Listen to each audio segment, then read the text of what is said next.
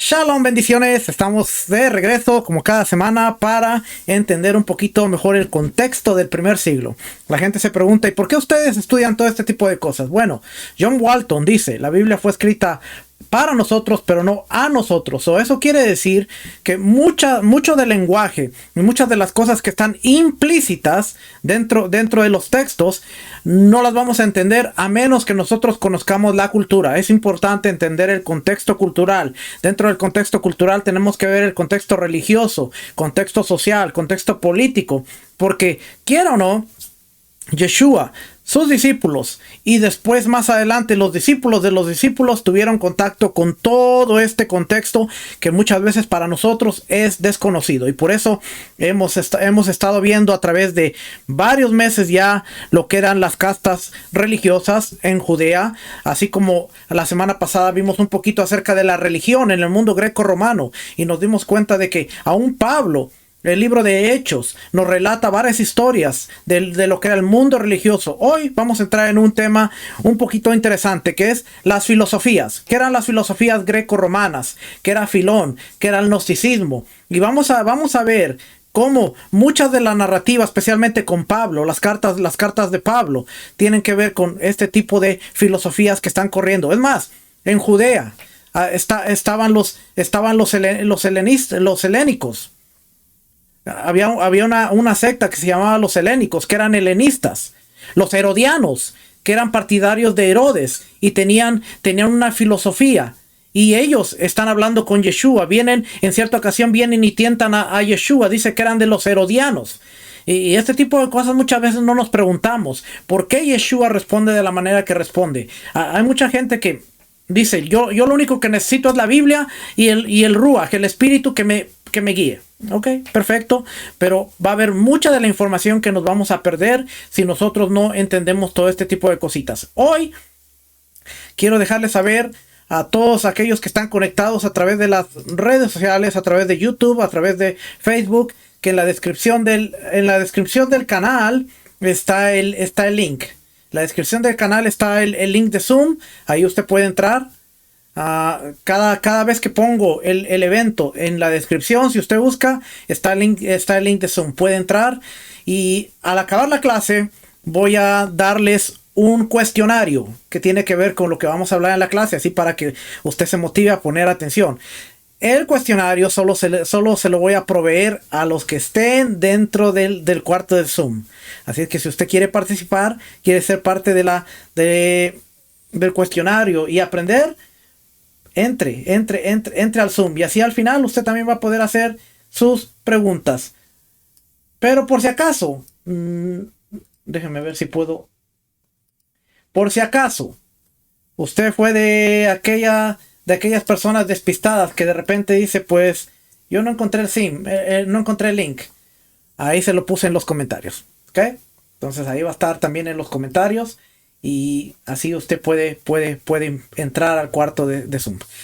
Ok, habiendo dicho eso, vamos a entonces a empezar a explorar todo este mundo que muchas veces no conocemos. Así es que abróchese los cinturones.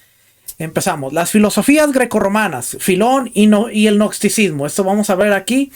Pero antes de todo vamos a leer esta partecita. Dice, aunque filosofía es una palabra que solo aparece una vez en todos los escritos del primer siglo o el Nuevo Testamento, y aparece en Colosenses capítulo 2 versículo 8, que nos dice, mirad que nadie os haga cautivos por medio de su filosofía y vanas sutilezas.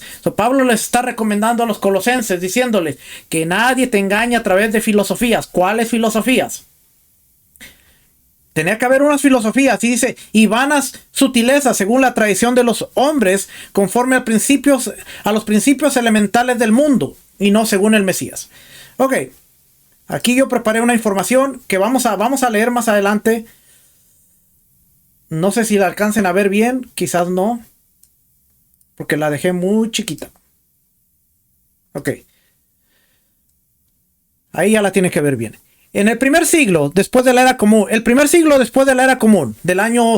el año 0 y el año 100, fue un periodo de gran actividad filosófica y religiosa. Oiga bien, había mucho movimiento. Y dentro de este movimiento está Yeshua, están los discípulos, está moviéndose todo este mundo, está corriendo. Dice, fue un periodo de gran actividad filosófica y también religiosa. Ya hablamos de la religión la semana pasada, donde distintas corrientes filosóficas influenciaron y a su vez interactuaron con el cristianismo o las enseñanzas del Mesías emergente. Cristianismo emergente y las enseñanzas de Yeshua. Acuérdense, se le habla cristianismo a los del camino, a los discípulos de Yeshua. A continuación se presenta un informe que detalla estas corrientes y su interacción con el pensamiento cristiano. Ojo, esto lo dejé a propósito, pensamiento cristiano, porque esto es lo que va a influir más adelante en el movimiento cristiano y no tanto de los discípulos de Yeshua. Principales corrientes filosóficas del primer siglo. Durante el primer siglo, varias corrientes filosóficas coexistieron y se desarrollaron influyendo el pensamiento religioso y ético de la época. Los principales fueron, y aquí vamos a ver, todos estos están interactuando con los discípulos, con Pablo, con todos ellos. Dice estoicismo. Fue fundado por Zenón de Sitio. El estoicismo enfatizaba la virtud como el único bien y promovía la autosuficiencia y la racionalidad. Sus ideas sobre el logos, que era la razón universal, oiga bien, el logos era la razón universal para ellos, y la providencia, influenciaron la concepción cristiana de un Dios providente y un orden moral en el universo. Después tenemos el epicureísmo. Aunque a menudo antagónico al cristianismo, el epicureísmo promovía la búsqueda del placer y felicidad a través del conocimiento y la eliminación del miedo.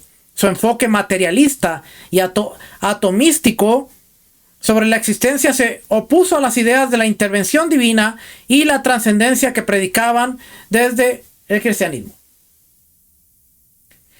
Platonismo. La influencia del platonismo, que sostenía la existencia de un mundo de formas ideales y la inmortalidad del alma, fue significativa tanto en la filosofía cristiana como en el pensamiento de los padres de la iglesia, como San Agustín. Esto es importante porque ahora ya vemos que este platonismo empieza a tener mucha influencia en el pensamiento de los padres de la iglesia, como San Agustín. Esta corriente ayudó a conceptualizar a Dios como el bien supremo. Estaban los cínicos, así se llamaba el movimiento, cínicos, fundado por Antístenes. Los cínicos promovían una vida sencilla y natural, aunque su estilo de vida contrastaba con las enseñanzas convencionales de la sociedad. Su rechazo a las normas sociales resonaba con el mensaje de Yeshua sobre el desapego material. Ahora, aquí me encontré una imagen para que usted se dé cuenta la filosofía antigua, corrientes filosóficas y su ubicación temporal, porque usted va a decir, bueno, estamos hablando del primer siglo, pero fíjese, está lo que se llama presocráticos, el periodo clásico, el periodo helenístico y la antigüedad tardía. Empieza desde el año 600 antes de la era común. ¿Cuál es este periodo clásico? Es donde va a estar la figura de Alejandro Magno. Encontramos a los presocráticos, tales de Milenio, Anaximandro, Parmenides, Heráclito y Pitágoras. Están aquí dentro de este espacio de 200 años hasta el 400 antes de la era común. Del año 500 al año 200 antes de la era común se desarrolla el periodo clásico, donde están los sofistas, Protágoras, Gorgias, socráticos mayores. Aquí encontramos ya a Sócrates, a Platón, Aristóteles, socráticos menores, megáricos, los cínicos y los cirenaicos. Y después el periodo helenístico y la antigüedad tardía, que va del año 200 antes de la era común hasta el 400 después de la era común. Aquí se está desarrollando el cristianismo ya como religión oficial de Roma. Y encontramos a los epicúreos, estoicos, escépticos y neoplatónicos. Y usted de repente dirá, ¿y a mí qué me interesa eso? ¿Qué tiene que ver eso con la Biblia? Mucho. Así es que yo le sugiero que se quede aquí. Vamos a ver qué podemos entender de todo esto, y realmente lo vemos en la Biblia. Bueno, vamos para allá. Aquí dice interacción con Yeshua y el cristianismo primitivo. Acuérdense, estamos llamando cristianismo primitivo a el movimiento iniciado con los discípulos. Las interacciones de estas corrientes filosóficas con Yeshua y sus discípulos se sitúan en varios contextos. En un diálogo filosófico, durante su vida, Yeshua formó parte del entorno helenístico. No se nos olvide que el entorno helenístico era parte del trasfondo de Yeshua. Él no participó de lo helenístico, pero era parte de un trasfondo helenístico, donde se produjeron interacciones directas con pensadores y comunidades que representaban estas corrientes. Por ejemplo, Pablo de Tarso o Rab Shaul, en su misión evangelizadora, discutió con estoicos y epicúreos en Atenas. Lo vimos la semana pasada, Hechos 17. Buscando puntos de convergencia y diferencias entre pensamiento cristiano y estos sistemas filosóficos. Okay. Influencia sobre los escribas. Los escritos del primer siglo, los escritos del Nuevo Testamento reflejan elementos del pensamiento estoico y platónico. Reflejan elementos. La idea de un cosmos ordenado por la razón, que está presente en el estoicismo, se puede ver en el uso que hace Juan del concepto de logos en su evangelio, paralelo al entendimiento estoico de logos. Es un mensaje contracultural, pero de alguna manera hay un paralelismo entre el logos del estoicismo y el logos que está representando Juan como la membra, la palabra, el dabar de Dios. El rechazo de la sabiduría humana. Pablo de Tarso, en sus epístolas, en sus cartas, discute cómo la sabiduría del mundo, incluida la filosofía griega, es insuficiente para entender la revelación de Dios a través del Mesías. Él redefinió conceptos de sabiduría y conocimiento desde una perspectiva teológica, enfatizando que la fe en la resurrección del Mesías, de Yeshua, superaba la razón filosófica. Por eso su mensaje siempre era el de la resurrección, porque ese mensaje iba más allá de cualquier razón filosófica.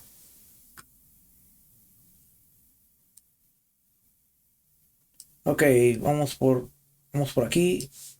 Entonces dice: el desarrollo teológico. La filosofía neoplatónica más tarde ayudaría a dar forma a la teología cristiana. Ya vimos que tuvo influencia con los padres de la iglesia, San Agustín, con Ireneo y todos ellos, integrando conceptos como la inmortalidad del alma y la búsqueda del bien supremo en relación con Dios. Esto se manifiesta en los escritos de los padres de la iglesia como Clemente y Orígenes, quienes incorporaron ideas platónicas en sus explicaciones del cristianismo. Y nosotros que venimos de ahí, muchas veces aprendimos una teología y que lamentablemente queremos ver la Biblia a través de ese mismo lente teológico que aprendimos, pero no nos damos cuenta de que tenemos que separar lo que fue una influencia platónica, una influencia neoplatónica dentro de lo que fueron los padres de la iglesia, y por eso la iglesia tiene dogmas, tiene muchas tradiciones que a veces es difícil sacar porque crecimos con ellas. Imagínense, son más de 2000 años que están arraigadas ahí, que creemos que era parte del mensaje del evangelio. Pero la verdad es que pasando el año 100, 200, 300, hubo una influencia fuerte, y los primeros hombres reconocidos como los padres de la iglesia tienen esta influencia fuerte, y muchos de sus escritos van a ver mezclados con estas corrientes filosóficas. Por eso es importante, porque usted y yo, que salimos de un sistema tradicional de creencia, tenemos que entender cuáles eran los fundamentos que nosotros aprendimos y cómo podemos entender mejor los conceptos bíblicos. El primer siglo después de la era común vio un complejo entrelazamiento de corrientes filosóficas que, aunque a menudo competían entre sí, también permitieron el desarrollo del pensamiento cristiano. Yeshua y sus discípulos no solo se enfrentaron a estas ideas, sino que las utilizaron como contexto en el que se contraponían conceptos de salvación. ¿Ve? Utilizaron los conceptos para establecer un mensaje contracultural, en donde se contraponía el concepto de salvación, ética y vida. Esta interacción fue fundamental para la formación de la doctrina cristiana y su establecimiento en un mundo que, aunque influido por la filosofía griega, se inclinaba hacia una nueva comprensión de lo divino y de la inmortalidad. Y aquí tenemos otra gráfica de las corrientes filosóficas. Y aquí vamos a ver la antigüedad, que viene del siglo IV, donde paró la otra gráfica, del siglo IV antes de la era común al siglo IV después de la era común. Y aquí vemos que está escepticismo, estoicismo, epicurismo, cinismo, relativismo, subjetivismo y dogmatismo. Ellos tenían la preocupación por la naturaleza y el origen de las cosas. Son los presocráticos, el estudio de la ética y la política con Sócrates, Aristóteles, filosofía de la vida y búsqueda del sentido, que era la corriente helenística. Todo esto. Y dentro de este pedacito de aquí está Yeshua, están sus discípulos, está corriendo los escritos del primer siglo. Mire frente a cuántas corrientes se está desarrollando los escritos del primer siglo. Mucha gente dice, pero no es importante. Pero cuando nosotros vemos eso, es como si tú dijeras, hoy en día, estamos tratando de llevar el mensaje del evangelio, el mensaje del reino de Dios, pero hay muchas corrientes alrededor nuestro y el mensaje tiene que sobresalir. Ahora tenemos que ver esas corrientes y presentar un mensaje contracultural que manifieste el reino de Dios. Podemos mencionar muchos nombres, no los voy a mencionar, pero podemos mencionar, usted sabe qué corrientes se están moviendo alrededor nuestro, en cualquier país. Lo mismo pasaba en el primer siglo. Había escepticismo, estoicismo, epicurismo, cinismo, relativismo, subjetivismo y dogmatismo. Nuevamente le voy a poner la gráfica. Después está la Edad Media, del siglo VI hasta el siglo XV, hasta los 1400, 1500. Aquí nace lo que es el realismo y lo que es la escolástica. Una filosofía subordinada a la teología, la fe como el centro de estudio filosófico. Aquí se levantan los grandes pensadores judíos, Maimónides, Ramban, Rashban, Sadia Gaón, todos estos hombres están levantando aquí. Después tenemos al humanismo dentro de la corriente del Renacimiento, cuando surge el Renacimiento, del siglo XV hasta el siglo XIV al siglo XVI. El hombre como centro del pensamiento y no de la fe. Se empieza a dejar la fe a un lado. Ahora es el hombre como el centro del pensamiento. Después, la Edad Moderna, del siglo XVII al siglo XIX, hasta los 1800. La Edad Moderna, racionalismo y empirismo. Y después tenemos la Edad Contemporánea, del siglo XIX hasta el siglo XXI. Aquí hay idealismo, criticismo, existencialismo, positivismo, historicismo, pragmatismo, fenomenología, estructuralismo. Todo esto está corriendo alrededor nuestro. Temas sociales y de bienestar de la humanidad. Relación entre el lenguaje y la filosofía. Es lo interesante, porque muchas veces no nos ponemos a ver que la humanidad y la palabra de Dios ha traído un mensaje que tiene que ser contracultural sobre todo esto. Así es que cuando usted se pregunta ¿por qué es importante? Porque tenemos que entender el aspecto cultural. Y parte del aspecto cultural vimos muchas de estas cosas y ahorita las vamos a ver a detalle. Y usted se va a dar cuenta de que por esta razón muchas veces transgiversamos las palabras de Pablo, o no podemos entender lo que estaba hablando Pablo en cierta ciudad, no podemos entender lo que estaba hablando Pablo en Colosa, no podemos entender lo que estaba hablando Pablo en Éfeso, en Asia Menor. No estamos al tanto de todo esto. Así es que dice aquí, filosofía aparece una vez en Colosenses 2:8. Las filosofías grecorromanas y sus combinaciones con motivos religiosos, judíos y paganos también merecen atención. De diversas maneras consideraban el origen, el lugar y el destino de los seres humanos en relación con el cosmos. Todas estas filosofías trataban de entender cuál era el destino de los seres humanos en relación con el cosmos, así como el papel de una fuerza rectora universal. A veces se acercaba mucho más al monoteísmo que cualquiera de las religiones paganas, y a menudo sostenían un exigente código de conducta, de nuevo, mucho más que la mayoría de las religiones. Aunque trataré las filosofías individualmente, el interés era a menudo eléctico, ya que la gente elegía elementos atractivos de diferentes sistemas. Le voy a poner un ejemplo. Antes de continuar esto, le voy a poner un ejemplo. Si nosotros vamos a Colosenses, por eso es que tenemos que entender todo este tipo de cositas. Porque hay muchas cosas que están implícitas. Más fácil así. Colosenses, capítulo 2, versículo que todo mundo se sabe.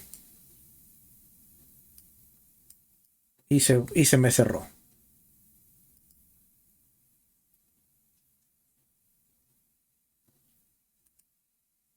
Aquí está. Ya me parezco al Moré Rico con notitas por donde quiera. Mire, advertencias contra mandamientos de hombre. Por tanto, que nadie os constituya en vuestro juez con respecto a comida o bebida, o en cuanto a día de fiesta, o a luna nueva, o día de reposo, cosas que solo son sombras de lo que ha de venir, pero el cuerpo pertenece al Mesías. Nadie os defraude de vuestro premio, deleitándose en la humillación de sí mismo. Escuche el lenguaje. La humillación de sí mismo y en la adoración de los ángeles, basándose en las visiones que ha visto, hinchadas sin causa por su mente carnal. Este pasaje ha sido tomado como que nadie te juzgue en bebida, en comida. Ya no tenemos que celebrar esas fiestas judías. Que nadie te juzgue en fiesta, en comida, luna nueva. Tú puedes decretar cuándo comienza el mes. Que nadie te juzgue. ¿Se da cuenta cómo el sistema está tratando de dar la explicación? Este sistema anti-Torah está diciendo ya no tenemos que guardar Torah. Este sistema de Torah, pero que está en contra de la autoridad dada a los que rigen la Torah, dice no, es que no tenemos que seguir un calendario, porque Pablo dijo que nadie te juzgue por luna nueva, por bebida, por comida, por Shabbat. Eso quiere decir que tú puedes hacer tu Shabbat cuando tú quieras y tu luna nueva cuando tú quieras. No tiene que ser el establecido. Bueno, este está mal. ¿Por qué? Porque no entendemos el trasfondo. Así es que, y dice humillándose. Así es que este es el perfecto ejemplo. Le voy a presentar del libro Zondervan, el comentario del contexto ilustrado de la Biblia, de John Walt Arnold Clinton. Este es de Arnold Clinton. Y está en inglés. Así es que vamos a tratar de traducir. Vamos a leer bastantito porque tenemos que entender esta parte aquí. Hasta aquí. Hasta aquí lo vamos a tratar de leer esa parte. Oiga bien lo que dice el comentario del contexto cultural. Una fiesta religiosa, una celebración de luna nueva o un día de reposo, como en Colosenses 2:16. Estas observancias distintivamente judías que se encuentran juntas repetidamente en el Tanakh, en el Antiguo Testamento, y que los defensores de la filosofía colosense defendían ardientemente. Hay pruebas en Josefo y en las inscripciones de que la observancia del sábado era importante para los judíos de Asia Menor. El historiador Josefo habla que el Shabbat era importante. También hay testimonios en las inscripciones de que los judíos de Asia Menor observaban habitualmente las festividades judías, como Pesach y Shavuot, Pascua y Pentecostés. Al parecer, los seguidores de la filosofía no son judíos respetuosos con la Torá de la sinagoga local. Son cristianos, son creyentes, algunos de los cuales eran judíos étnicos, que se aferran a ciertos aspectos de la ley judía y los combinan con creencias populares locales. Incluso es posible que den una nueva interpretación a estas fiestas y observancias. Es un sincretismo. Ahora estamos viendo que algunos judíos étnicos se aferraban a ciertos aspectos de la Torá y los combinaban con creencias populares locales, porque estaban mezclándolo con filosofías. Dice por aquí: las fiestas religiosas de diversa índole eran importantes en las religiones locales de Colosa. Además, la observancia de la luna nueva formaba parte integrante de realización de ciertos rituales de iniciación mistérica, las religiones de misterio. La luna nueva, una deidad popular en la región, también atestiguada en las monedas de Colosa, era el dios lunar Men. Las distintas fases de la luna eran importantes para el culto a este dios. Curiosamente, otra deidad venerada en Colosa era la diosa Selene. Estamos viendo el contexto cultural, el contexto religioso juntos aquí. Su nombre, de hecho, es la palabra griega para luna, Selene. Estaba estrechamente asociada con Artemisa y Hécate, la egipcia. Según la creencia popular, estas tres diosas protegían a sus fieles de los espíritus hostiles. Una sombra de lo que está por venir. Las fiestas y las observancias judías, tal como se enseñaba en el Tanaj, eran esencialmente un anticipo de una realidad futura, realizada ahora en el Señor Yeshua el Mesías, como dice Hebreos 10:1. Falsa humildad. La palabra falsa no aparece en el texto griego, pero se deduce del contexto. En los textos judíos, la palabra humildad podía referirse al ayuno. Cuando decía que se humillaban, estaban ayunando. Así es que la humildad podía referirse al ayuno. Y puede aquí que se refiera a esa disciplina, al ayuno. Tanto en círculos judíos como en paganos, el ayuno se considera importante para ahuyentar a los espíritus malignos. Estaban ayunando para un tipo de exorcismo. Un texto judío lo ilustra bien. Y dice el texto: pero un ayuno puro es lo que yo creé. Con un corazón puro y manos puras, libera del pecado, cura las enfermedades y expulsa a los demonios. Ya estamos viendo que estos pensamientos ya están arraigados en el primer siglo, que el ayuno expulsaba a los demonios. El ayuno era también una condición previa a muchos contextos religiosos para el éxito de la experiencia visionaria. Algo que sabemos que formaba parte de la ¿qué? Filosofía colosense. La adoración a los ángeles. Esta expresión nos proporciona una visión significativa de un rasgo importante de la enseñanza desviada en Colosas. Oiga bien, la filosofía había desviado la enseñanza, aunque algunos han sugerido que debemos interpretarlo en términos de los ángeles que realizan la adoración. Tiene más sentido ver que a los ángeles como objeto de la veneración. Al parecer, grupos de Colosas invocaban a los ángeles en busca de ayuda y protección contra los espíritus malignos. Esta era la forma que la gente solía recurrir a los ángeles en el siglo I.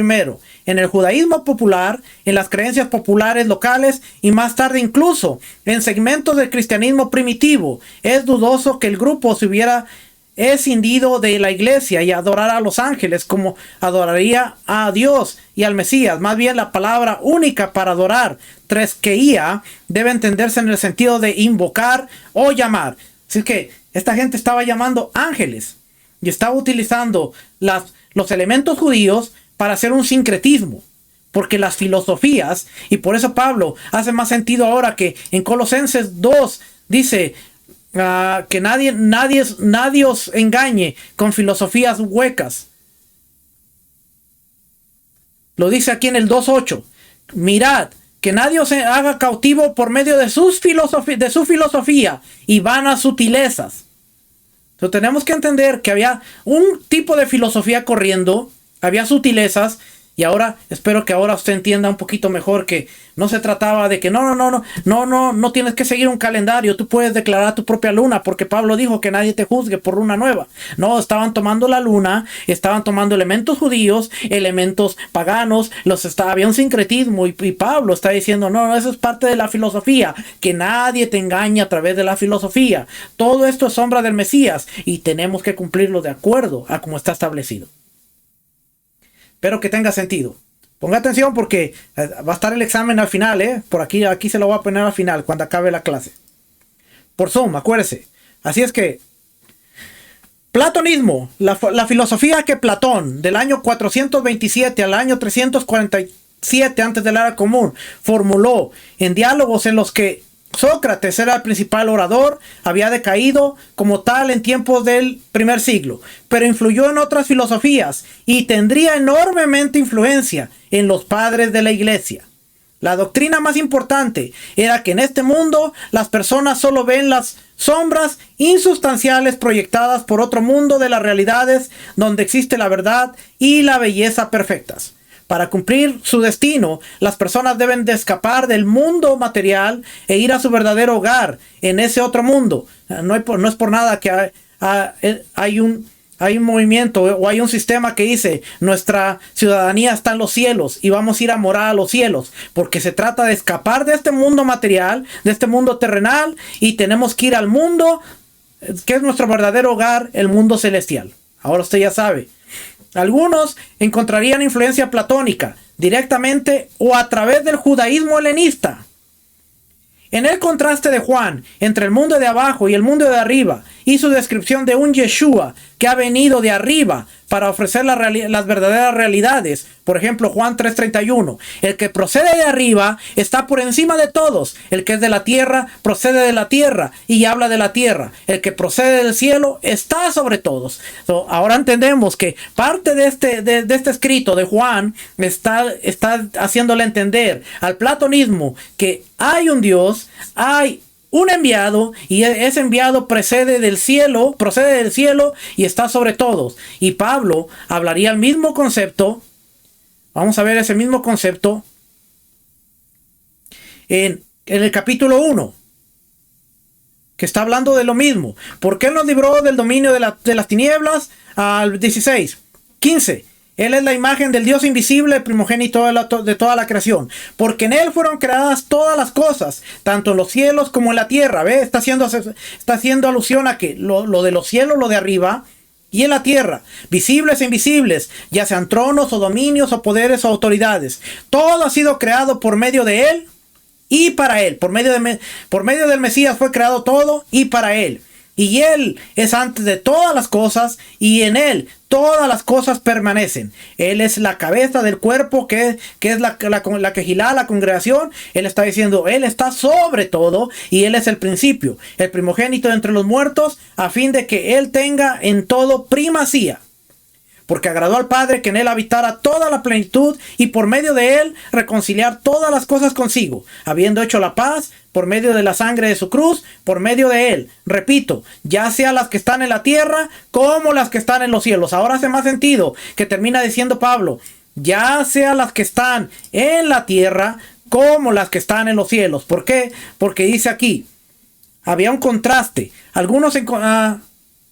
Para cumplir su destino, las personas deben escapar del mundo material e ir a su verdadero hogar en este otro mundo. Pero Juan dice, hay un contraste entre el mundo de abajo y el mundo de arriba. Y la descripción de Yeshua es que Él está sobre todo. Juan 1:9. Existía la luz verdadera que al venir al mundo alumbra a todo hombre. Juan 4:23. Pero la hora viene, y ahora es, cuando los verdaderos adoradores adorarán al Padre en espíritu y en verdad, porque ciertamente a los tales el Padre busca que le adoren. Vaya viendo cómo se está desarrollando todo esto a través de aquí. A modo de polémica pagana contra...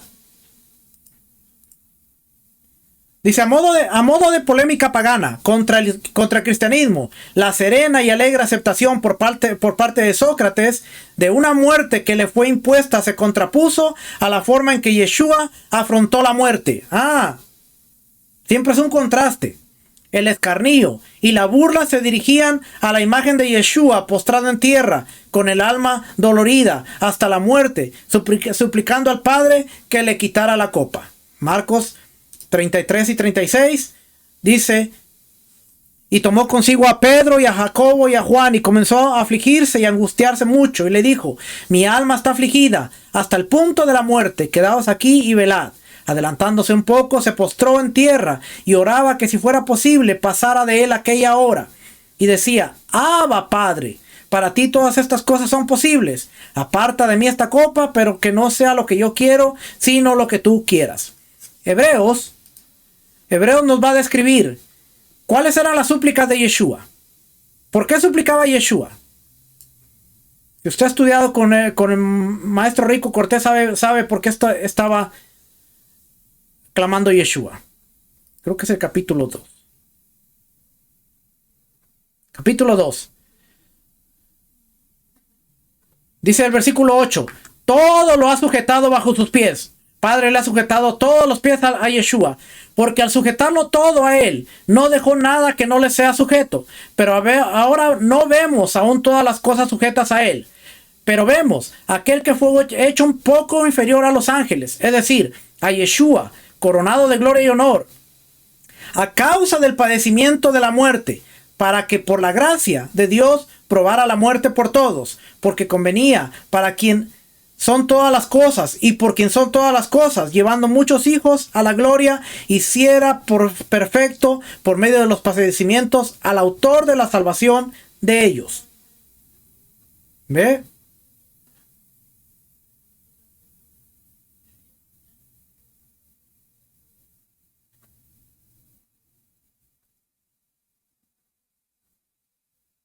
Dice aquí el 14. Así que por cuanto los hijos participan de carne y sangre, él igualmente participó de lo mismo, para anular mediante la muerte el poder de aquel que tenía el poder de la muerte, es decir, el diablo, y librar a los que por el temor de la muerte estaban sujetos a esclavitud durante toda la vida. Porque ciertamente no ayudó a los ángeles, sino que ayuda a la descendencia de Abraham. Por tanto, tenía que ser hecho semejante a sus hermanos. ¿Okay? 18. Pues por cuanto él mismo fue tentado, en el sufrimiento es poderoso para socorrer a los que son tentados. ¿Ok? Ahí está.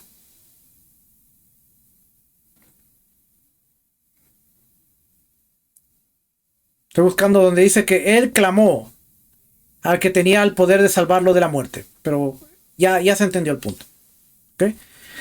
Esos eran el platonismo. Los cínicos proviene de otro discípulo de Sócrates, pero que no estaban de acuerdo con Platón. Al saber, el ateniense Antístenes, una figura eclipsada por su más famoso discípulo, Diógenes de Sinope, del 412 al 323, la perspectiva cínica se caracterizaba más por el comportamiento que por el pensamiento abstracto, concretamente por la frugalidad y el retorno a la naturaleza, rechazando a veces satíricamente las convenciones artificiales. En general, los cínicos errantes retomaron el método socrático de... Los cínicos no mostraban ningún interés en hablar de Dios o los dioses. Los cínicos errantes retomaron el método socrático de hacer preguntas, pero en lugar de dirigirlas a colegas o estudiantes, salían a la calle, a la gente corriente, y la interpelaban. En concreto, se dedicaban a la diatriba. Pablo usó la diatriba. Y usted dirá, ¿qué es la diatriba? Bueno, vamos a definir ese concepto.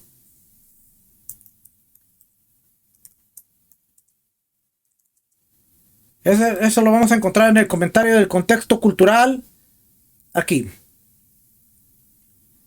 Y vamos a buscar...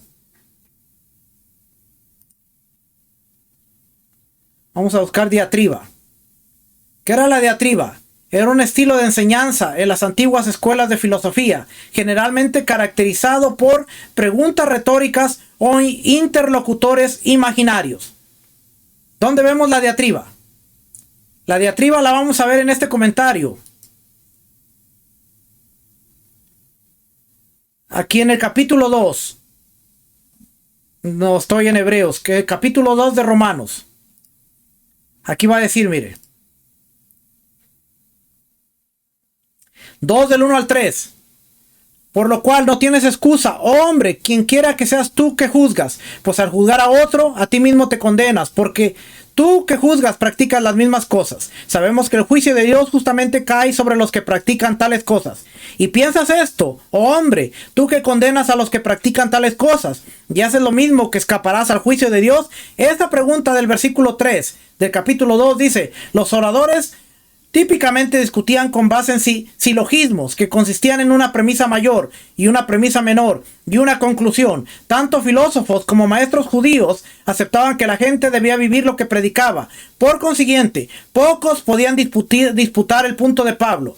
Los filósofos veían el pecado como necedad moral y los maestros judíos lo veían como una afrenta a Dios, pero como algo que todo mundo hacía. Pablo exige que la gente sea consciente con sus denuncias, lo que quiere decir tomar el pecado más seriamente de lo que la mayoría lo tomaba. Y por aquí vamos a ver que aparece la palabra diatriba.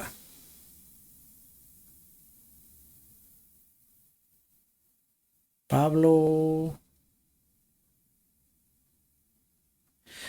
En el 2:14 al 16, fíjense lo que dice aquí. Pablo juega con la noción filosófica greco-romana de la Torá, de la ley de la naturaleza, escrita en los corazones de las personas, de acuerdo con lo cual todos tienen alguna medida de conocimiento innato en cuanto al bien y al mal, aunque es menos explícita que la ley escrita. Los moralistas griegos, y especialmente los pensadores estoicos, enfatizaban fuertemente el conocimiento de la conciencia. Eso es interesante porque aquí está. El estilo de diatriba en el párrafo del 17 al 24, a menudo usado por filósofos, tenía propósito de enseñar y exhortar en lugar de atacar. El opositor imaginario representa una oposición errada o idealizada que el que habla o que el que escribe destruye reductio ad absurdum, reduciendo la conclusión lógica absurda. Diatriba, y aquí vemos que hay diatriba, se dedicaban a la diatriba, no un ataque delirante, sino un discurso pedagógico caracterizado por el estilo conversacional, las preguntas retóricas, las paradojas, los apóstrofes, etc. Algunos estudiosos sostienen ahora, sin embargo, que el patrón completo de la diatriba consiste en la tesis, la demostración mediante la antítesis y ejemplos, y la respuesta de las objeciones se desarrolló en el aula y no en la predicación pública. Los modelos de diatriba aparecen en Seneca, Epicteto y Plutarco y se han detectado también en Pablo. Por ejemplo, la serie de preguntas de Romanos, versículo 1 al 9, versículo 27 al 31, la secuencia, no lo sabéis, con lemas en 1 Corintios 6, al apelar a los dichos del documento Q, compartidos por Mateo y Lucas. Algunos clasificarían a Yeshua como un predicador cínico, con un punto que se analizará en el apéndice A más adelante. Sin embargo, la escatología apocalíptica asociada tanto a Yeshua como a Pablo no encajaría con el pensamiento cínico, pero están usando elementos, no quiere decir que ellos eran de esa corriente. Algunos identificarían el cinismo con la falsa enseñanza atacada en las cartas pastorales. Ahí lo tiene. Ahora, al considerar las cartas pastorales, las cartas de Pablo, tenemos que ver que es el cinismo, la falsa enseñanza que está siendo atacada. Los epicúreos, que lo vimos en este comentario, o eran los estoicos. No eran los estoicos. También los vamos a ver aquí.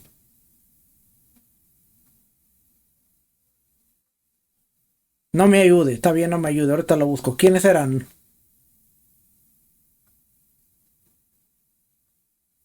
Me escapó.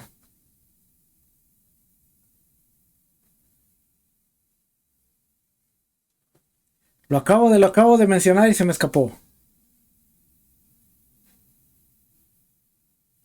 Los filósofos.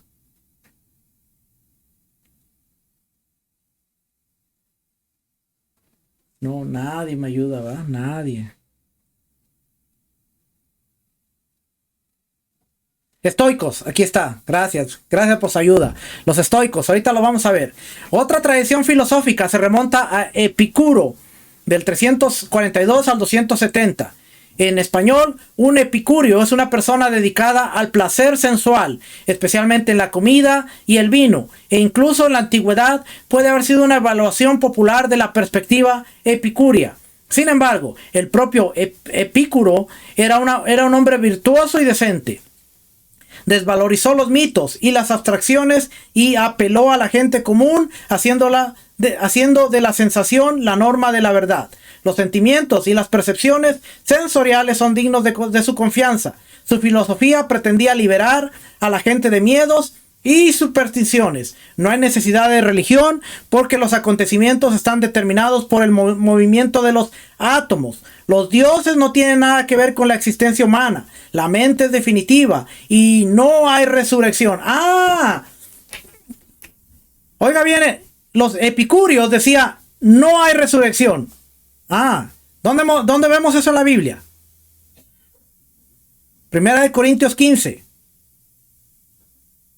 No, es que nosotros no necesitamos entender eso. Solo la Biblia. Bueno, ahora se le va a hacer fácil entender. Dice que no había resurrección. Primera de Corintios 15.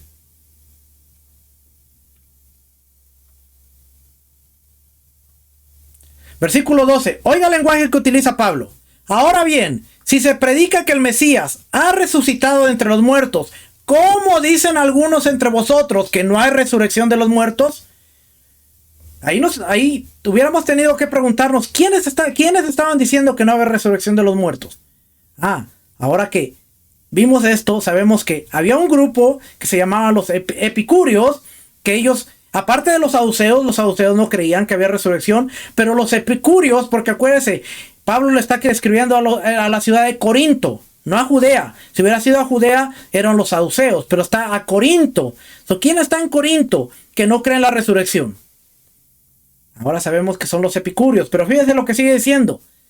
Y si no hay resurrección de muertos, entonces ni siquiera el Mesías ha resucitado. Y si el Mesías no ha resucitado, vana entonces es nuestra predicación y vana también nuestra fe. Estamos perdiendo el tiempo.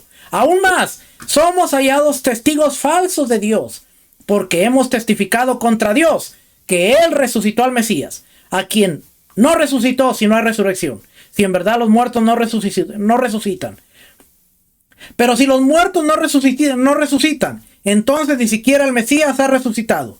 Y si el Mesías no ha resucitado, vuestra fe es falsa. Todavía estás en vuestros pecados. La muerte no ha sido vencida. Entonces, también los que han dormido en el Mesías han perecido. Si hemos esperado al Mesías, para esta vida solamente somos, de todos los hombres, los más dignos de lástima. Pero ahora viene aquí Pablo con su argumento fuerte sobre estas corrientes. Mas ahora, el Mesías ha resucitado de entre los muertos. Primicia es de los que durmieron, porque ya que por la muerte entró por un hombre, también por un hombre vino la resurrección de los muertos. Porque así como en Adán todos mueren, también en el Mesías todos serán vivificados. Pero a cada uno en su debido orden. Mesías las primicias, luego los que son del Mesías en su venida. Entonces vendrá el fin, cuando el Mesías entregue el reino al Dios y Padre, después de que haya abolido todo dominio, toda autoridad y todo poder. Pues Él debe reinar hasta que haya puesto a todos sus enemigos debajo de sus pies. Y el último enemigo que será abolido es la muerte, porque Él ha vencido. Los epicúreos estaban en Corinto, lo más seguro es que hubiera un movimiento, porque es la filosofía grecorromana, se estaba moviendo, estaba muy fuerte dentro de lo que era el helenismo, y ya vimos, de acuerdo a la gráfica que vimos, estaba ahí en ese tiempo. Vamos a ver la gráfica nuevamente. ¿Dónde puse la gráfica? Vamos a ver la gráfica aquí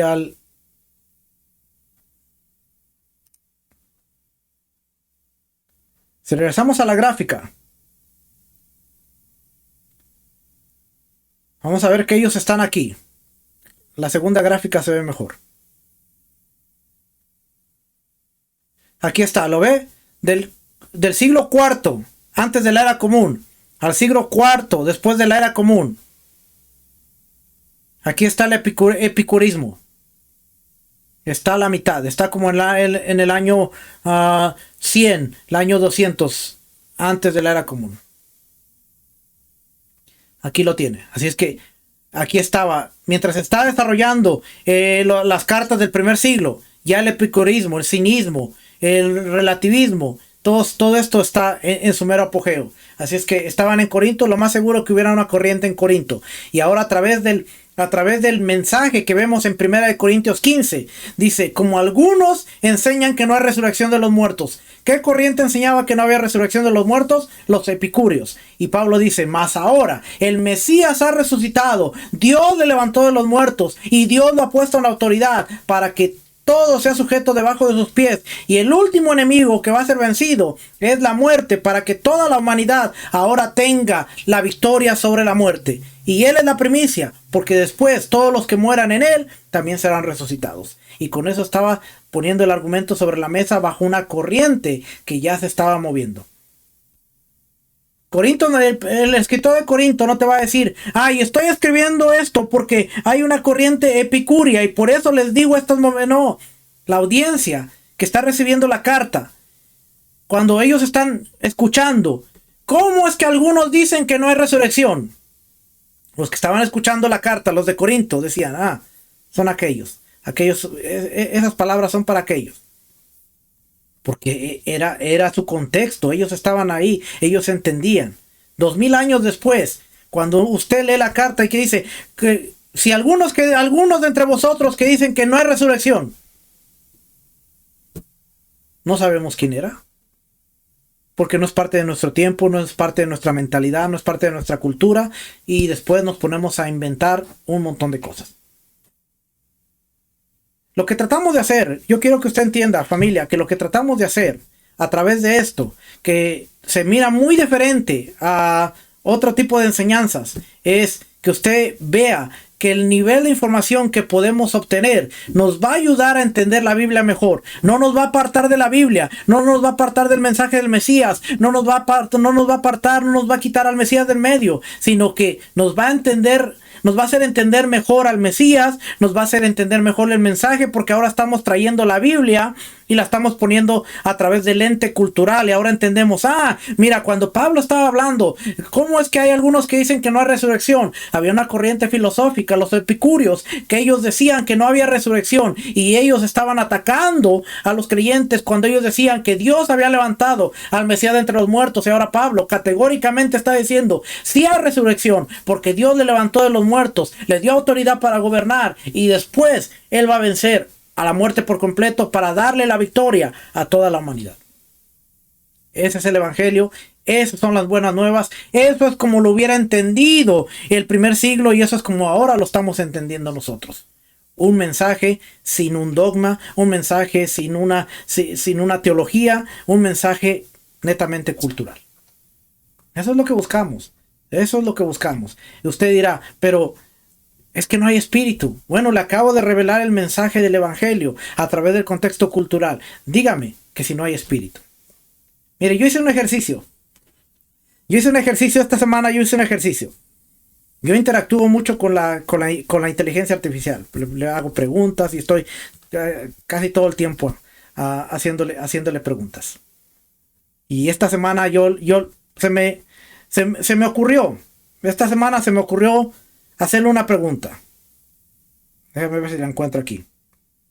Esta semana se me ocurrió hacerle una pregunta y le puse: creo en la manifestación del Espíritu y en el mover creo en la manifestación y el mover del Espíritu de santidad, el Espíritu de Dios. Dije, pues la interacción y lo que hemos tenido, quiero saber. Y aparte le he puesto el link de mi canal, y a través del link de mi canal la IA ha visto los más de 1000 videos que yo tengo. Solo le dije que me diera un resumen a través de todo eso, a través de las enseñanzas, a través de todo. Esta es la respuesta, se la voy a leer tal como, no le voy a agregar ni le voy a quitar nada. Por lo que reflejan tus valores y creencias, parece que tienes una fe profunda en el Espíritu de Santidad, o llamado Espíritu Santo, como una fuerza viva y activa en la vida de los creyentes. Probablemente crees que el Espíritu Santo o el Espíritu de Santidad no solo inspira sabiduría y discernimiento, sino que también es fundamental en la transformación personal, en la guía hacia la verdad y en la manifestación del poder divino en el mundo. Tu énfasis en la justicia y rectitud y en la aplicación de la sabiduría divina indica que tú reconoces al Espíritu de Santidad como el agente que mueve y capacita a las personas para vivir conforme a la voluntad de Dios, y está activo en tu vida. Podrías ver su obra como fundamental para enseñar, consolar y santificar a los creyentes, ayudándolos a reflejar los valores del reino de Dios en sus vidas. Tú crees en el mover y la manifestación del Espíritu de Santidad. Probablemente entiendes al Espíritu Santo como el vínculo vivo entre Dios y su pueblo, obrando en la historia, en la comunidad y en cada individuo. Y luego me da aquí una lista. El espíritu como el transformador de la vida, la manifestación del poder, puede incluir los dones como sabiduría, profecía, enseñanza, sanidad, te guía hacia la verdad, su presencia está activa y constante en tu vida y crea una unión más fuerte en el vínculo tuyo con Yeshua. Manifiesta el fruto del Espíritu en tu vida y tienes una relación dinámica con el Espíritu de santidad. Por si había dudas que si yo creo en el Espíritu, que yo estoy apartado del Espíritu, que el Espíritu no me guía. Es una inteligencia que ha revisado mis 1000 videos. Es una inteligencia que ha visto mi interacción de las preguntas que yo le hago y lo que yo le digo. Y me dice, tú crees en el mover del Espíritu. Así que estoy bien tranquilo. Ok, vamos a regresar por acá.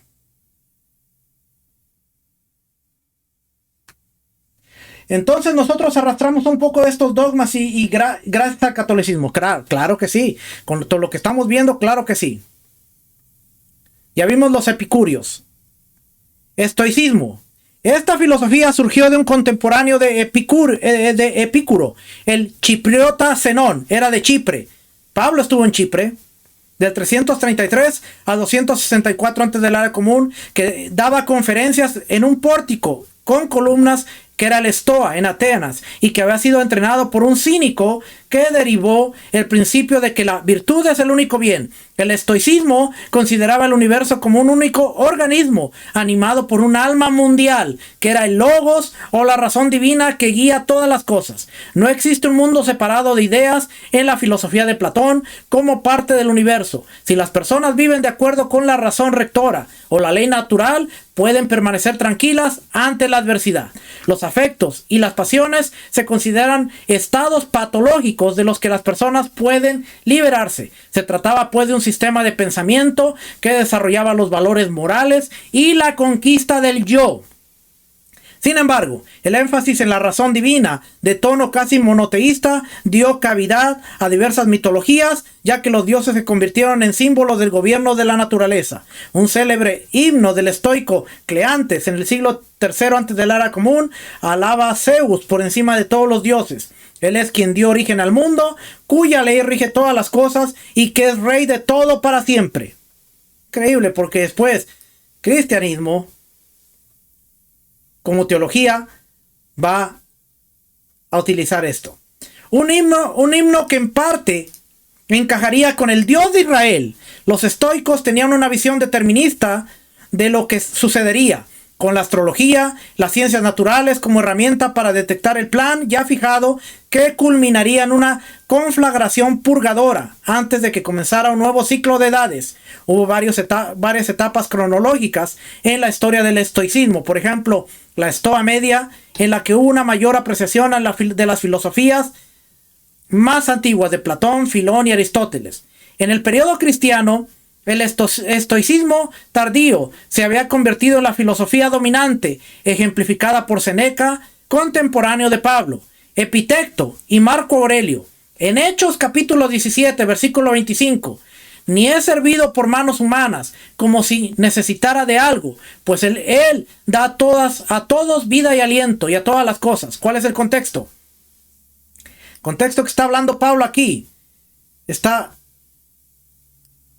pasó por aquí? Contexto que está hablando, está diciendo.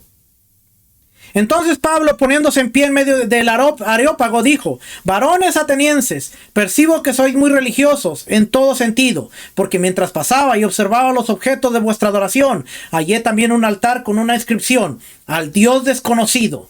Pues lo que vosotros adoráis sin conocer, eso os anuncio. Pablo utilizó esa puerta y dice: el Dios que hizo el mundo. Acuérdense, ellos decían que había un Dios supremo que había hecho el mundo. El Dios que hizo el mundo y todo lo que en él hay, puesto que es Señor del cielo y de la tierra, no mora en templos hechos por manos de hombres. Estaba en el Areópago, donde estaban los templos de todos los dioses. Ya Rico habló acerca de esto. Ese versículo no se puede usar para hablar en contra del templo, que Dios no mora en templo hechos de hombres. Él estaba en el Areópago. Eran lugares donde estaban todos los templos de los dioses. el centro de la ciudad. Y por eso dice, Él no mora en templo hechos por manos de hombres. Es lo importante de conocer el contexto. Porque ahora dejamos de poner pretexto con todos esos versículos. Ni es servido por manos humanas, como si necesitara de algo. Puesto que Él da alimento, Él da a todos vida y aliento de todas las cosas. Y de uno hizo todas las naciones del mundo, para que habitara sobre toda la faz de la tierra, habiendo determinado sus tiempos señalados y los límites de su habitación. No necesitaban la astrología para conocer los tiempos, porque Dios los determinó. El mensaje de Pablo es simple: para que buscaran a Dios, si de alguna manera palpando le hallen, aunque no están lejos ni de vosotros, porque en Él vivimos, nos movemos y existimos. Un mensaje, cuando lo entendemos de esta manera, decimos, wow, tiene sentido ahora. Así como algunos de vuestros mismos poetas han dicho. Ahora les está tirando a los filósofos, porque también nosotros somos linaje suyo. Siendo pues linaje de Dios, no debemos pensar que la naturaleza divina sea semejante a oro, plata o piedra, esculpidos por el arte y el pensamiento humano. Por tanto, habiendo pasado por alto los tiempos de ignorancia, Dios declara ahora que todos los hombres en todas las partes se arrepientan, porque Él ha establecido un día en el cual juzgará al mundo en justicia por medio de un hombre. Entonces, Él está diciendo, Dios va a juzgar al mundo, pero no va a ser Él, lo va a hacer a través de un mediador, a quien ha designado, habiendo presentado pruebas a todos los hombres, a resucitarle de entre los muertos. Familia, el mensaje es claro. Dios va a juzgar al mundo. ¿A través de qué? A través del hombre que resucitó, a través del Mesías. Y cuando oyeron de la resurrección de los muertos, algunos se burlaban. ¿Quiénes? Epicúreos, porque no creían. Otros dijeron, te escucharemos otra vez acerca de esto. Entonces Pablo salió de entre ellos. Pero algunos se unieron a él y creyeron, entre los cuales estaba Dionisio, el Areopagita, y una mujer llamada Damaris, y otros con ellos. Se refería a los templos paganos. Sí, déjeme ver. Estamos en vivo, pero déjeme ver si puedo mostrarle una imagen. Yo tengo una imagen por aquí del Areópago, donde él estaba mencionando esas palabras.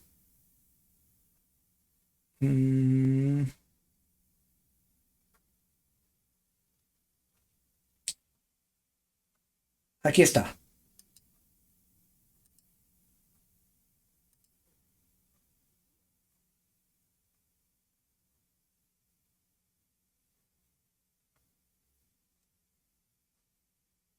Aquí está. Esta es una y esta es otra.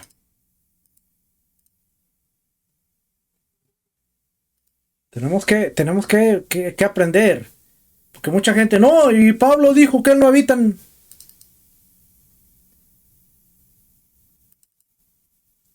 Ok. Ahora ya las tengo aquí. Y solo las arrastro por aquí. Y ahora sí se las puedo presentar. Ve todo, aquí está el Areópago. Y todos estos son templos. Aquí están los números de los templos. Si nosotros vamos a esta imagen, es la misma. Y aquí nos está diciendo el Acrópolis, Areópagos. Aquí está el Estoa de Atalos, la Bima, el templo de Epaistos, el 20. El 20 es el templo de Epaistos. El 23 es el 22 es el templo de Ares. El 23 el templo de Apolos. El 25 el Estoas de Zeus. El 26 el altar de los 12 dioses. El santuario de Afrodita. El 29. Aquí estamos viendo.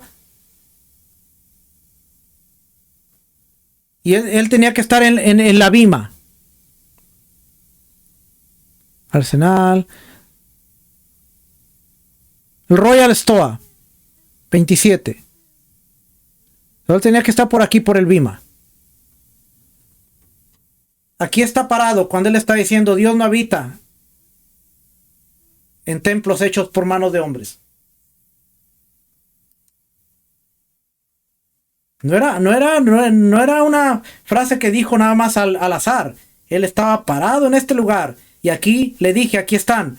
aquí está el templo de Ares, está el templo de Apolos, está el estoa de Zeus, el altar de los 12 dioses, el estoa de Poiclé, el santuario de Afrodita, el estoa de Atalos, el Bima, es el 15. Solo estaba parado aquí, el 15, aquí está el Bima. Él estaba parado aquí y él está viendo todos estos templos de aquí. Y él está diciendo, Dios no mora en templos hechos por manos de hombres. No se estaba refiriendo al templo de Jerusalén. Estaba refiriendo a este lugar. Pero eso no lo vemos hasta que no estudiamos en el contexto. Y por eso es importante todo esto. Tal vez para muchos es, no, esta gente se está desviando, esta gente ya... No, estamos tratando de entender la Biblia de mejor manera. Ok, vamos a ir por acá. Entonces ahora ya vemos el tremendo argumento que está diciendo Pablo en Hechos 17. Pablo hace eco de fórmulas estoicas. En Filipenses 4:11. No que hable porque tenga escasez, pues he aprendido a contentarme, cualquiera sea mi situación. Se aproxima al pensamiento estoico. 1 Corintios 4, del 11 al 13. Hasta el momento presente, pasamos hambre y sed, andamos mal vestidos, somos maltratados y no tenemos dónde vivir. Nos agotamos trabajando con nuestras propias manos. Cuando nos ultrajan, bendecimos. Cuando somos perseguidos, lo soportamos. Cuando nos difaman, tratamos de reconciliar. Hemos llegado a ser hasta ahora la escoria del mundo, el desecho de todo. Algunos argumentarían que el uso que hace Pablo de la diatriba está más cerca del estoico, el epitecto, que del cinismo. Sin embargo, en 1 Corintios 6:12, Pablo puede estar atacando una forma estoica. 6:12 dice, todas las cosas me son lícitas, pero no todas me son de provecho. Todas las cosas me son lícitas, pero yo no me dejaré dominar por ninguna. Y en Romanos 1:19 y 1:23, el argumento de Pablo de que los ídolos distorsionan el conocimiento de Dios, que fue revelado a todos, es lo contrario del argumento estoico, de que tales artefactos reflejan un anhelo humano de lo divino. Romanos 1:19, porque lo que se conoce acerca de Dios es evidente dentro de ellos, pues Dios se hizo evidente. Cambiaron la gloria del Dios incorruptible por una imagen de forma de hombre corruptible, de aves, de cuadrúpedos y de reptiles. Ahora estamos viendo esto en acción. Los sofistas, aunque hubo filósofos sofistas, no hubo una filosofía sofista. Los sofistas eran maestros que se dedicaban a ir de ciudad en ciudad enseñando a cambio de una retribución. Los primeros más famosos fueron Protágoras, en el año 480 al 411, antes de la era común, que enseñaba la virtud o conducta eficaz en la vida, y Gorgias, que vivió del 483 al 376, que enseñaba a hablar de una forma eficaz, artística, aunque desesperaba de alcanzar un conocimiento positivo. Los sofistas hacían hincapié en el éxito material y eran capaces de defender cualquier punto de vista verdadero o no. De ahí el tono peyorativo de sofista.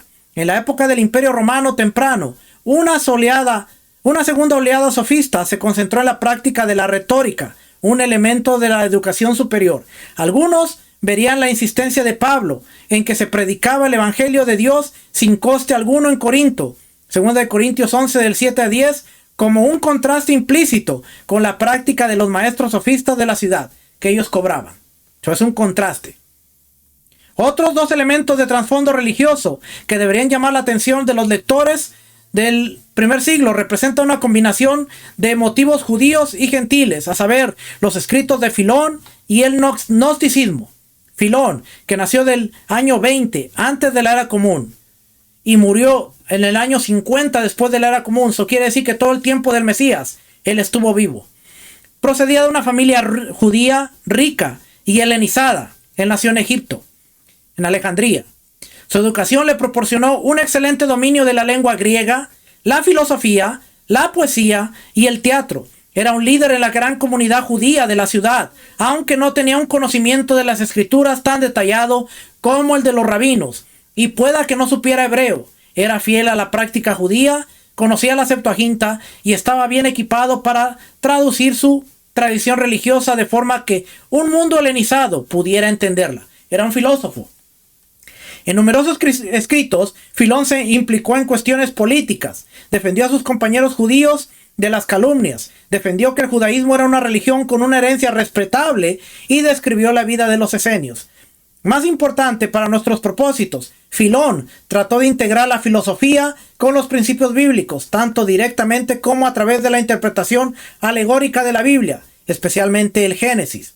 Estaba familiarizado con el aristotelismo y con las especulaciones numéricas pitagóricas, pero su enfoque dominante reflejaba el platonismo, especialmente en algunos de sus desarrollos platónicos medios, y en el estoicismo. El descenso del alma al cuerpo fue explicado en términos platónicos, y aunque Filón relacionó la ley de Moisés con la idea estoica del orden racional en la naturaleza, rechazó el determinismo estoico en favor de la libertad. Se discute si Filón influyó en el pensamiento del primer siglo de los escritos. Las ideas platónicas medias detectadas en la epístola de los hebreos se parecen a las de Filón, pero independientemente ambas pueden estar reflejando un entorno judío helenístico e incluso alejandrino. Algunos han encontrado un paralelismo entre el uso que hace Juan de la palabra logos, el dabar, la memra, como aquel a través del cual fueron creadas todas las cosas, y el uso que hace Filón de logos como la actividad mental de Dios durante el acto de crear, y también como una radiación del Dios único que relaciona a ese Dios con los seres humanos. Una vez más, sin embargo, probablemente tanto el logos filónico como el de Juan se relacionan independientemente con la sabiduría personificada en la literatura sapiensal judía, la memra. El gnosticismo, de gnosis, conocimiento, es un término muy difícil de definir, utilizado para describir un patrón de pensamiento religioso, a menudo con elementos judíos y cristianos, defendido por grupos de la sección oriental del Imperio Romano, Siria, Babilonia y Egipto. Nuestra información procede de diversas fuentes. Los padres de la Iglesia escribieron sobre estos grupos, explicando los sistemas gnósticos al polemizar contra ellos. Más tarde, en 1945, en Nag Hammadi, a 500 kilómetros al sur de Cairo, se descubrieron 13 códices coptos que contenían 50 tratados distintos, enterrados hacia el año 400, y al parecer procedían de un monasterio, el Chonobosquion, infiltrado por gnósticos. Muchos de ellos son traducciones de textos compuestos en griegos en el siglo II de la era común, el año 100 en adelante. También se encuentran elementos gnósticos en la literatura de los maniqueos, los mandeos. El atractivo del gnosticismo radicaba en que ofrecía respuestas a preguntas importantes: ¿de dónde venimos? ¿A dónde debemos ir? ¿Cómo llegar? Y a pesar de las muchas diferencias entre los gnósticos, las tesis relativamente comunes eran que las almas humanas o los principios espirituales no pertenecen a este mundo material, que a menudo se describe como malvado e ignorante, y solo pueden salvarse recibiendo la revelación que pertenece a un reino celestial, de la luz, el pleroma o la plenitud, donde existe una jerarquía de emanaciones del Dios verdadero. Parte de esto lo tiene muy concentrado la Cábala, por cierto. El ascenso a este reino se realiza a través del bautismo, a veces a través de elaborados rituales cúlticos, a veces más a través de la reflexión filosófica. Algunos grupos gnósticos tenían su propia jerarquía y constituían prácticamente una contraiglesia. Los orígenes del gnosticismo son controvertidos: una helenización del cristianismo o una helenización del judaísmo y sus tradiciones sobre la sabiduría, o un derivado del mito iraní, o una combinación de filosofía griega y mitología del Próximo Oriente, o una novedad radical derivada de experimentar el mundo como un lugar extraño. Se utilizaban nombres semíticos para las emanaciones divinas, pero también nombres de dioses paganos como Set. Muchos autores gnósticos pensaban que Yeshua trajo la revelación que permitía el retorno al mundo divino. Sin embargo, hay corrientes gnósticas en las que la imaginería parece estar enraizada en el judaísmo sincretista. ¿Recuerda que en Colosas había un judaísmo así? Bueno, empezó a aparecer por todo el imperio. De modo que la cristianización cristianización aparece como un desarrollo secundario. Se han detectado similitudes entre Juan y el gnosticismo. Por ejemplo, el motivo de Juan de no ser de este mundo, Juan 17:16, y de que la vida eterna consiste en conocer al Dios verdadero. Sin embargo, la afirmación de que Juan estuvo influido por el gnosticismo choca con la objeción de que las pruebas disponibles de un gnosticismo desarrollado datan de una época posterior gnóstico en relación con Juan y que representa una interpretación exagerada de ese evangelio. Y ahí tiene la bibliografía de todo lo que se usó para este artículo. Bibliografía sobre el mundo religioso y filosófico. Aquí está. Tómele un screenshot ahí. Es más, si usted quiere el documento, dígame, yo se lo doy. Quiero compartirle una última cosa. Déjeme buscar por aquí una última cosa que tengo. Y ya con eso nos vamos, ahora sí.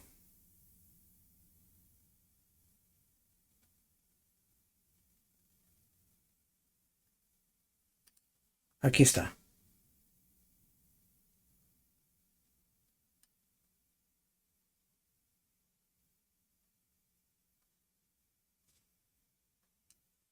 Aquí está algo que me faltó aquí.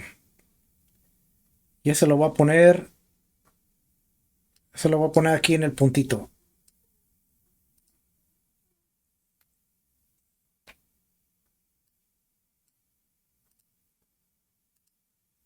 Me olvidó agregar esa parte, pero aquí lo vamos a ver.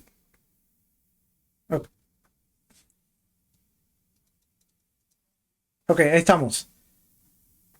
La influencia de las filosofías grecorromanas en la Biblia, especialmente en los escritos del primer siglo, Nuevo Testamento, no siempre es explícita, pero se puede discernir en varios pasajes y conceptos que reflejan o dialogan con estas ideas filosóficas. Estoicismo, el logos, el concepto de logos en Juan, en el principio era el verbo, y el verbo era con Dios, y el verbo estaba con Dios. Realmente la palabra ahí estaba con Dios. Tiene paralelos en la filosofía estoica, donde el logos era entendido como el principio racional que ordena el cosmos. Un mensaje contracultural. Virtud y autocontrol. Las exhortaciones a la paciencia, la templanza, el autocontrol, en las epístolas de Pablo, como en Gálatas 5, 22 y 23, y segunda de Pedro 1, 5, reflejan valores estoicos. Nuevamente, un mensaje contracultural. Segunda de Pedro 1:5 dice: por esta razón también, obrando con toda diligencia, añadir a vuestra fe virtud, a la virtud conocimiento, al conocimiento dominio propio, al dominio propio perseverancia, a la perseverancia piedad, a la piedad fraternidad y a la fraternidad amor. Epicureísmo. Aunque el epicureísmo como tal tiene poca resonancia directa en el primer siglo debido a su materialismo y enfoque en el placer, la idea de llevar una vida tranquila y retirada puede compararse con consejos en Primera de Tesalonicenses 4:11. Ya que tengáis por vuestra ambición el llevar una vida tranquila y os ocupéis en vuestros propios asuntos y trabajéis con vuestras manos tal como os hemos mandado. El platonismo, cuerpo y alma, se encuentra en varias partes del primer siglo, como en 2 de Corintios 4:18. No miramos las cosas que se ven, sino las que no se ven, porque las cosas que se ven son temporales, pero las que no se ven son eternas, donde se refleja una visión que valora lo espiritual sobre lo material, algo similar al platonismo. El cinismo, desprecio por la riqueza y el materialismo. Las enseñanzas de Yeshua en Lucas 6, del 20 al 26, y las advertencias contra acumular tesoros terrenales en Mateo 6, del 19 al 21, pueden ser vistas como paralelas a la crítica cínica al materialismo. Hay un paralelismo aún con Yeshua, aunque él no era parte del cinismo, pero está hablando en términos que podían entender. ¿Por qué? Porque en Judea había mucha gente con pensamiento griego, no solamente los judíos. Escepticismo, duda y búsqueda de la certeza. El escepticismo hacia las percepciones sensoriales y el conocimiento humano se puede comparar con la exhortación de Juan a probar los espíritus. Primera de Juan 4:1. Amados, no creáis a todo espíritu, sino probar los espíritus para ver si son de Dios, porque muchos falsos profetas han salido al mundo. El neoplatonismo, aunque el neoplatonismo como tal se desarrolló después del periodo del primer siglo, la influencia platónica en conceptos como la preexistencia del Mesías y la emanación divina pueden verse en textos como Colosenses 1 del 15 al 17. Él es la imagen del Dios invisible, el primogénito, ya lo leímos, eso era paralelismo al neoplatonismo. Y era todo. Así es que ahí lo tiene. Como le dije muchas veces, queremos ver que esté explícito ahí. Pero si nosotros conocemos el argumento, conocemos la audiencia, conocemos lo que se está moviendo, ahora podemos entender un poquito mejor. Y vamos a tener un mejor resultado al ver las palabras de Pablo, las palabras de Rab Shaul. Porque ahora sabemos que tienen un propósito, tienen una dirección. Y no es que no sea para nosotros, sino que si entendemos el mensaje primeramente, vamos a poder tomarlo y adecuarlo a nuestro diario vivir. No vamos a aplicar la vida como la Biblia como nos convenga, sino vamos a aplicar el mensaje de la Biblia a nuestro estilo de vida actual. Todas estas corrientes estaban ahí. Yeshua se movió alrededor de ella. Yeshua fue a Cesarea. Cesarea era la región más politeísta que había. Ahí había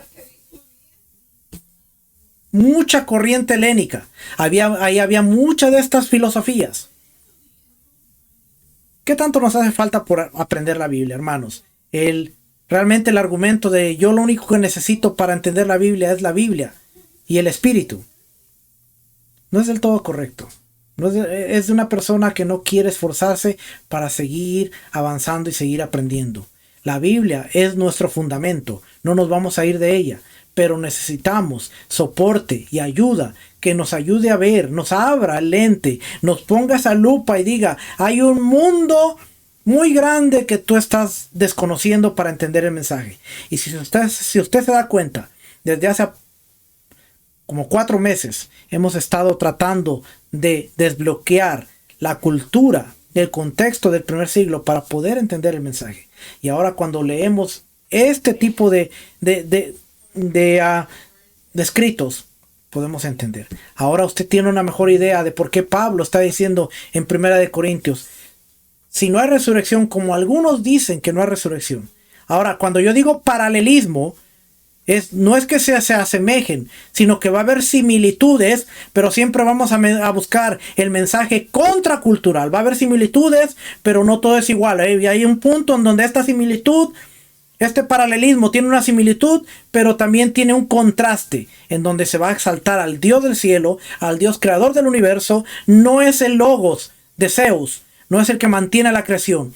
Es el Dabar de Dios, es la imagen visible, por Él todas las cosas fueron hechas y todas las cosas por Él subsisten, porque por Él el mundo va a ser juzgado, porque Él fue el que murió, se levantó de los muertos y ahora, como dicen Romanos, todo el que crea en Él no será avergonzado, porque a través de Él la justicia de Dios se ha hecho manifiesta. Ese era el mensaje contracultural. No son los dioses, no es la filosofía, no es el placer, no es el ascetismo. Hoy vimos un poquito de cómo podemos entender la Biblia de mejor manera, entendiendo todo este tipo de herramientas, todo este tipo de recursos, que era una diatriba, que era una retórica. ¿Por qué Pablo se para frente al Areópago y dice, Dios no puede habitar en un templo hecho en manos de hombres? ¿Dónde estaba? Ahora podemos tener un mejor contexto y una mejor manera de explicar la Biblia. Que cuando una persona lo escuche, y una persona que de verdad estudia, esa persona diga, wow, esta persona sí estudia. Mire, hay personas preparadas, hay personas dentro del mundo cristiano que se están preparando académicamente, saben mucho, saben la información. Yo me he encontrado con 2 o 3 personas por ahí que están desprestigiando al movimiento de raíces hebreas porque los argumentos que se están diciendo, estas personas los han estudiado y de repente dicen, ese loco no sabe lo que dice. Porque, y empiezan a hablar de contexto y desbaratan un argumento a través de lo que es el estudio. Ahora que ellos apliquen lo que ellos están estudiando, ya es otra cosa. Pero yo he visto videos en donde han tomado argumentos de maestros de raíces hebreas y dicen, este maestro dijo esto y esto y esto, ahora vamos a ver el contexto es esto y esto y esto y esto y esto, y los hacen pedazos. Ese es mi temor, ese es mi temor. Mi temor es que cuando alguien me escuche, diga, wow, esa persona sabe lo que está diciendo. Está errado en esto y esto y esto, porque voy a estar errado en muchas cosas, pero que al menos digan, sabe lo que está diciendo. No está hablando locuras, pero esa persona sabe. ¿Por qué? Porque hoy en este mundo tecnológico, en este mundo que estamos viviendo, si usted quiere, usted puede validar lo que yo le acabo de decir en hora y media, en menos de 5 minutos. Lo puede validar facilito. Y puedo quedar como un mentiroso o puedo quedar como una persona que ha estudiado y se ha preparado un poquito.